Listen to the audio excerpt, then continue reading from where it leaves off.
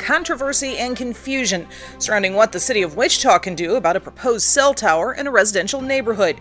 Plus, some say Kansas may have waited too long to expand Medicaid, and a push away from punishment and toward treatment for some in the criminal justice system. That's what we're talking about right now on Kansas Week.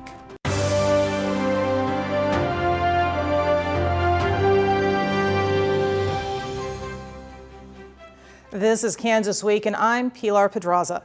The governor, her Secretary of Corrections, and now the Sedgwick County District Attorney, all are saying the same thing. The state needs to fix the criminal justice system. Craig Andrus from our partners at KSN News shows us what they're talking about. Our KSN stories recently about the El Dorado Correctional Facility point to a larger picture of a Kansas prison system that is now at 101% capacity. Let's get serious about mental health and treatment. Treatment. Mental health and drug treatment. Treatment's the overarching thing. We've got to get serious about it as a state if we want to expect to see any change. Sedgwick County DA Mark Bennett making a plea to lawmakers to spend up to $2 million in state money to build a regional mental health facility, something similar to what ComCare is already doing in the community. With overcrowding at the Sedgwick County Jail, the Sheriff's Department says mental health issues that go untreated means they have repeat customers. Mental health plays a huge role. We're seeing more and more every day. Meanwhile, Bennett says $1 invested in prevention can save 4, but he knows it's still a tough sell. There's no return on investment if there's no investment. We're going to have to get serious about this and put the money up front to build the facilities and understand that it may be a year or two before we see the benefits from that. We reached out to about a dozen lawmakers. The first to respond, Democrat Jim Ward, who says there's no question we have to make additional investments in mental health and substance abuse treatment as part of a comprehensive effort. To address public safety issues in Kansas, the question remains, will the legislature show the political will to do this? And joining me this week, we have Jim Howell, Sedgwick County Republican and County Commissioner. We have Dr. Neil Allen, political analyst from Wichita State University. And we have Representative Tim Hodge, Democratic State Representative from Newton. Thank you all so much for joining me. Thank you. It's a pleasure. So as we look at this issue, I mean, we've had several stories, certainly, about the overcrowding conditions at the state facilities and at the county facilities. And we've talked about the lack of mental health resources across the state, especially as we start getting past Wichita and out into western Kansas. This is a solution. It's kind of going back to something that we saw historically a couple of generations ago, when there was more of an effort on reform and health care than there was on punitive measures in the prison system. Is that kind of what it sounds like where we're heading? Because I know you were just talking with Mark Bennett about this. Yeah, actually, we had a presentation today side by side, and we both talked about the same thing. But I think the county is in total agreement that mental health is probably our number one priority that deals with the issue of corrections and incarceration. It couples up with substance abuse. The property crimes we're seeing, the courts are full, the jails are full. It's all somehow tied together. Mental health is probably the common denominator in many of those cases. And so we really identified this as one of our really the greatest needs. We're doing what we can in terms of programming to help people transition back into the private sector when they finish their time in jail. We have all kinds of programs to help them. We're doing our very best, but the reality is our resources are not growing as fast as the need is growing. The population continues to surprise us. We're doing our best to keep up, but this is really not just a local problem, it's a state and national problem as well. And I know the state's doing their very best, but also Osawatomie and Larned, frankly, are not meeting the needs. We need a regional mental health facility here in Sedgwick County or nearby. That's what we really need. And that's our number one priority in Sedgwick County. Well, and Osawatomie and Larned are both in eastern Kansas, and really the deficits, as we've talked about on the show, are more the western half of the state. Is this kind of some of the things we've talked about before about the population tending to move east in the state? Is that part of what we're seeing, or? Well, also, and you know, the decisions on where to locate these facilities were made a long time ago when the population was different, and also, frankly, the needs are different.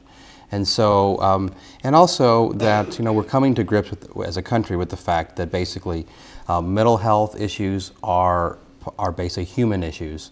And they can be treated by people who think that they're treating them with booze and pot and smack and crank and all kinds of other drugs. And none of those drugs actually work to solve the problems. They just make the problems worse and then put the people into prisons, which are the worst possible mental health treatment facilities, even though in many communities in this country, those are the default facilities for mental health treatment. And so, I mean, as a country, and as a state and as in local communities, we need to be throwing as much money as we can at mental health and drug treatment, because it will save us so much money in the long run. Okay, talking about throwing money at the issue, I know money is a big issue at the State House. Is that money available? Well, it's fascinating to watch how the budget for corrections and mental health were hollowed out in 2012. And now we're sitting here going, oh, I think we need money for mental health in prisons again. We've gotten rid of state workers that were doing a good job, and basically we're our last line of defense between us and very violent folks, to the point where we have billboards in Hutchinson saying, are you 18? We'll hire you. And so we have 18-year-olds literally guarding some of the most violent folks in Kansas.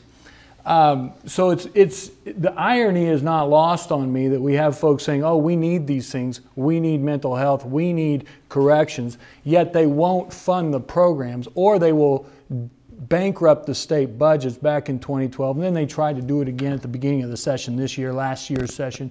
So basically we have to keep that funding stabilized. Because it was hollowed out back in 2012. And I wasn't in the legislature at that time, but in any event, what we're doing is we're going to get these programs fixed, because when you have someone that doesn't have mental health, the problem mushrooms. And that's why our population in the prisons is going up, because we're not taking things, we're not doing the stitch in time that saves 9. And that's what we could do with better mental health funding. But if we have politicians that say they want to fund them and they think it's important, then they better fund them, not just go for tax cuts and tax breaks for the billionaire class. Well, I'm excited because it sounds like he's supportive of more money from the state to solve this problem. That's exactly what we needed. And right. We're advocating as hard as we possibly can. 40% of our inmates in the Sedgwick County Jail right now have mental health issues, and a lot of them don't actually need to be in the jail. They have low-level crimes, but mental health is keeping them in there. We don't have a facility to manage these folks on the outside, and frankly, if we had a facility, and it needs to be a state-supported facility, obviously, but if we had that facility, we would. This is what we call an investment. It's actually a conservative Republican ideal to invest in prevention and a solution rather than incarceration. Incarceration without programming is frankly not helping the community in any way. And we also do a lot of low-level incarceration. There are lots of folks in the prison system that have low-level crimes, such as possession of marijuana. Oh. That whole crime should be looked at. It should be legalized and taxed so that we can deal with the mental health problems that we have. But so far, we don't have a legislature that will take that on. I do need to interrupt you on this one because... Well, wait up one second, because we have a lot of low-level crimes and taking up beds in our prison systems, and we have to look at that. We just heard from Mark Bennett, the district attorney of Sedgwick County, and Jeff Easter today. The number one thing they said today was, that is not true. The misinformation about that has to be clarified. They said they have the worst offenders in our state. In 1 year, we had 6 people that actually made it into spending time in jail because of that type of drugs. It's coupled with other crimes, okay? But drugs by themselves is not a reason, unless you're a trafficker or something like that that's pushing these drugs out. There's not a way that you're going to, for minor possession and use of these types of drugs, you're not going to spend time. They said 2 hours is average. Nobody talked about minor and possession. I'm talking about possession of marijuana, and that you can go to jail. I've seen lots of people flatten out their times on their probation, that they miss a dirty UA and they end up doing 180 days in jail. So whatever information you have does not comport with the information I have, sir. And we're going to leave the debate there because we have other things to talk about. Criminal justice reform isn't the only thing the governor is talking about during this 3-week legislative break. She's also been holding town hall meetings across the state, answering your questions and celebrating the passage of a school funding bill. No one can predict what the court will rule, but one thing is for certain. This legislation represents a significant bipartisan effort to address the last remaining component of last summer's court ruling. Governor Laura Kelly started her day in Wichita at Cloud Elementary School. There, in front of students, district administrators, and lawmakers, she ceremonially signed Senate Bill 16 once again. That's the bill that increases state funding for public education. She gave brief remarks thanking lawmakers who supported the bill. And after that, Kelly answered Wichita's questions on everything from improving prisons to concealed carry age limits, of course, also Medicaid expansion, many of the big issues of the day. Now, a lot of this tour, and Tim, I'm going to start with you, being from the same party, seems to be really part of her push for Medicaid expansion. It could be seen that way. I know that that's one of her pillar items. And I think as far as the school goes, I'm just impressed with the bipartisanship on that issue. I mean, it took the same group that turned Brownback's silly tax plan around, the same group that voted for due process to return for teachers. This is the group that is looking to expand Medicaid. It's a bipartisan group with my party and the folks across the aisle. And we're looking to do good things for the state again, as opposed to just showering billionaires with tax cuts. So basically, she is on this tour. The pressure is squarely on the senators. If my senator is watching, Carolyn McGinn, please vote for this. And I would like for all of the senators to get together, because it's going to take a procedural maneuver to bring that bill above the line, just like it did in the House. It will take 27 senators to actually bring that bill up above the line. And I believe it's a lesser number to bring it out of committee, but overwhelmingly, we have folks that need this service. They say they want to put it in a study. We've been studying this for 5 years. We've lost $3.5 billion, money that could be circulating amongst our community. We have people that have broken arms and fevers and diseases and cancer that are developing, and yet we can't give them Medicaid, but we can shower billionaires with tax cuts. I mean, my colleagues across the aisle are always turning themselves into pretzels on how to give them tax cuts, and we can't give a food sales tax reduction. I mean, where's the money for the regular guy anymore? Why is it always to the corporate owner, at the expense of Medicaid, at the expense of schools, at the expense of prisons and mental health, everything? And so that's the point that I'm trying to drive home. I love it that the governor is barnstorming all these little counties and cities in our town, in our state, so that the word can get out, because regular people want Medicaid expansion. They want their schools funded. They want their roads taken care of. And they just want to have a decent life. They want to pay less on fees and groceries, etc. And Neil, is it unusual for a governor to take this time when the legislature isn't working to go out and stump for stances that the governor supports? Well, first, I have to correct you there. The legislature is working. Well, Representative Hodge, have you worked today? I'm a lawyer by trade, and so yes, I did work today. But you probably did. But right now, you're doing work as a legislator in terms of communicating. Legislators are not in Topeka actually voting on bills. Yeah, and actually, but it makes a lot of sense, because she's got to do something, and also the fact is that there are several cross-pressured state senators, because they're in districts that either, like Majority Leader Denning, are districts where Democrats are rising and have a lot of strength, or they're western Kansas or southeast Kansas rural Republicans whose hospitals are under real pressure, or they've closed because we don't have Medicaid expansion. And also, probably if the bill gets to the floor, it passes the Senate. Can they get to the 27 votes? It's hard. But the swing votes are going to be people out in like western Kansas for whom they have hospitals that really are on the edge of failing. Because we should remember that the Affordable Care Act, one of the many things it did was to save money by cutting the federal reimbursements to local hospitals, because they were supposed to get money from Medicaid expansion. And the fact that that isn't happening is catastrophic for much of rural health care in this state. Well, I got to chime in. Showering billionaires with tax cuts. The legislature basically undid all of the tax cuts for what Sam Brownback did back in 2011. And so that's been set back on its head. The Senator, I should say, Governor Kelly has not shown support for Senate Bill 22, which includes a 1% reduction in food sales tax. She's not, I don't think she's either going to, maybe it's already been vetoed, I'm not sure what the status is.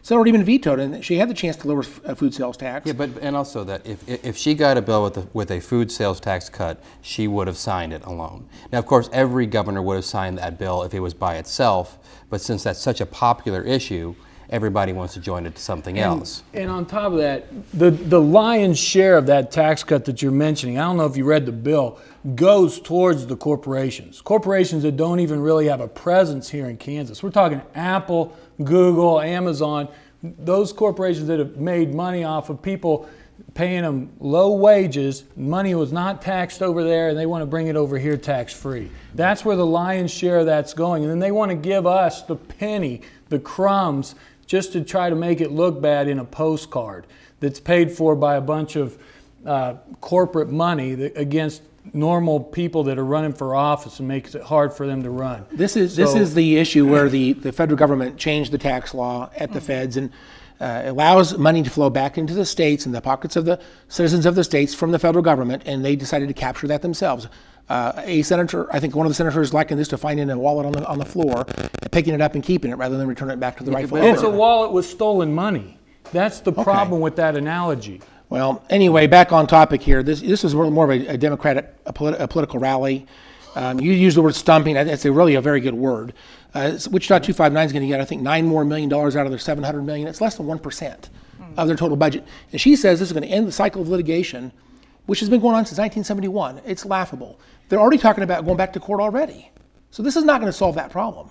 The lawyers are addicted to getting more money for schools through this process, and they're not going to stop. But there's one benefit though of this complicated tax maneuver that the state really didn't start. That basically because we increased the standard deduction, which meant that there's a lot of basically there used to be you had deductions for state sales, state income tax. You don't anymore. It has moved the taxation system away from being so incredibly beneficial for owners of houses. And that's where the big losses are. There's a lot of... All right, I'm going to have to jump in here. I'm sorry. We have 3 more things to talk about today. Gentlemen, I'm enjoying these debates. Don't get me wrong. But Medicaid, one of the big things we've already talked about. Question is it too late for Medicaid expansion in Kansas? And that's what some national pundits are now saying. And those who fall in the gap between Medicaid and private insurance tell me that's frustrating. In this report I filed with Cake News. It's a real chill on anyone that's looking to expand Medicaid because that's part of the Obamacare law.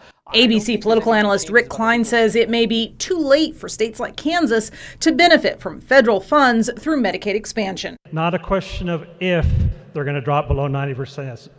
It's going to happen. It's a question of when. Since the day the Affordable Care Act became law, some Kansas Republicans have worried the federal government wouldn't be able to pay the 90% of the cost it promised.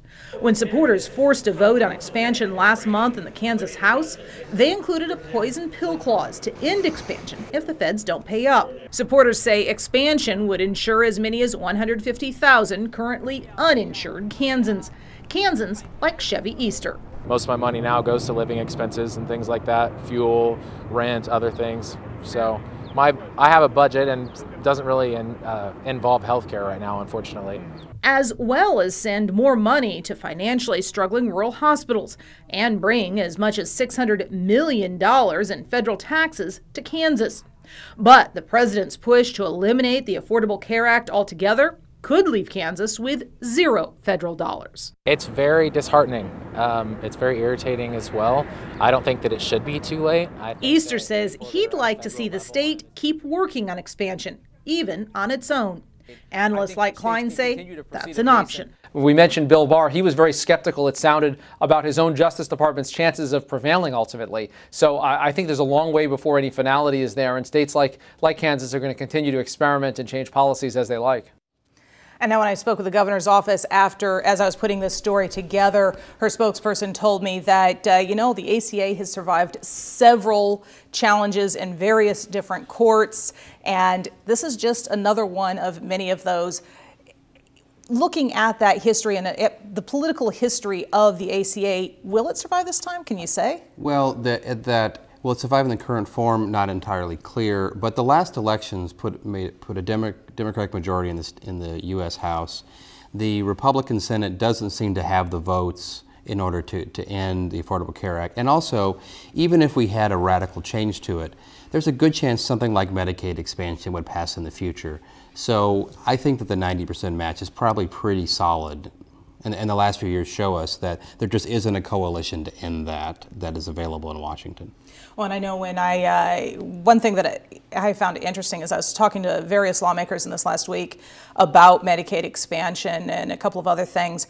One person said to me, interestingly enough, with the waivers that have been given, say to Utah and a couple of other states, the idea that maybe Kansas could, instead of expanding the way it's called for in the ACA, come up with its own expansion plan is something to be explored. Well, and also the Trump administration is giving lots of waivers, so states have a lot of freedom, and there's and some with work requirements have been allowed. Now those tend to be catastrophically horrible, especially because they often depend upon people who have poor computer skills to use computers to log in to the fact that they're not getting jobs because they don't have good computer skills. That's what Arkansas did. But there are plenty of ways to innovate your way around these kind of issues. But it's not free money, but it's real close. It's the closest thing to free money we can ever access. I'd like to piggyback on that. The plan that the House passed has skin in the game for the folks that want to apply for this program with co-pays. And so that's something that was needed to bring the parties together. If there is a Kansas thumbprint on it, then that's kind of what we did. Okay. All right. I'll just simply say, again, I think the reason this has continued to stagnate in Kansas is because the numbers of enrollees is drastically, massively underestimated, and the cost of the state is massively underestimated. So the cost will be more, and the number of people enrolling will be more. And the reality is, the numbers just don't work. And you start to add another quarter billion dollars or $500 million to the state's budget. How are you going to pay for that? All right. Well, that's a question the legislature is going to have to come up with. Some say the solution is to change how things work in Washington, like former Starbucks CEO Howard Schultz. He's considering running for president and is traveling around the country asking your opinions. I caught up with him on 2 stops he made here in Kansas this week. Howard Schultz has spent the last 2 days on a bus tour through Kansas. You could say that, I can't. Sharing his thoughts on the importance of the 2020 election. On the character morality issue alone, this president needs to be defeated, and we need to restore dignity to the White House. And the benefits of an independent candidate. I've never seen a level of dysfunction, polarization, and a list of issues. $22 trillion in national debt, a healthcare crisis, K-12 education in disarray, an immigration problem, our standing in the world. All of these problems have been with us for a long time, not only under President Trump's watch. And they're problems because both sides' ideology are unwilling to do the people's business. So I strongly believe that we have to disrupt and transform the system. He answered your questions on immigration. So DACA and the Dreamers should be viewed through the lens of humanity. Healthcare, and whether he has any chance to win. I have to demonstrate to the American people over the next 18 months that this is legitimate, it's credible, and that we can transform the system, that it's not a wasted vote. His stops drew dozens of Kansans, some with an idea of what Schultz stands for. I'm looking for something different and someone different. He believes in a lot of the things that I do, and I like his take on people and equality, and there are things wrong with this country, and I agree with the things he wants to fix. And others who didn't know what to expect. I didn't know it was a political event. I thought it was going to be business. Many, though, pleased to hear someone saying all votes matter, even if they aren't for the Kansas Republican establishment. I want to vote for the person that I think will do the best job. I think I have a lot of things to think about tonight. Now, I've heard the same things from Schultz that I've heard from other independent candidates, from Greg Orman, from Alan LaPolice, and a couple of others, is that about 40% of Kansans identify as independent of one of those two. And if they can just garner that group, they have a chance. So my question for all 3 of you is, does an independent presidential candidate have a chance to carry Kansas? Jim? 0 chance. And I would say it's 0 because even if there are 40% of Kansas are independent, those independents don't all agree. Independence is not itself a platform, and frankly, a good chunk of people that say they're independents, they're partisan voters. And independents are voters who do not like the fringes of both parties. I don't think the independent has a chance, just like what Greg Orman found out. All right. Well, he hasn't even decided if he's going to run yet, so wonder what'll happen there. It's a moving target, so it's like kicking a field goal with the field goal post constantly moving left to right. That's because several of the FCC's new rules limiting the amount of control cities have over the permitting of cell phone towers are now tied up in lawsuits, which could overturn the rules. Or not.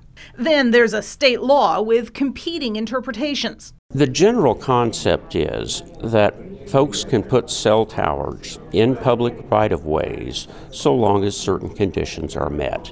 And in those contexts, the city can't be discriminating against one carrier versus another. It's called neutrality. But does that apply to private property? It all depends on who you ask.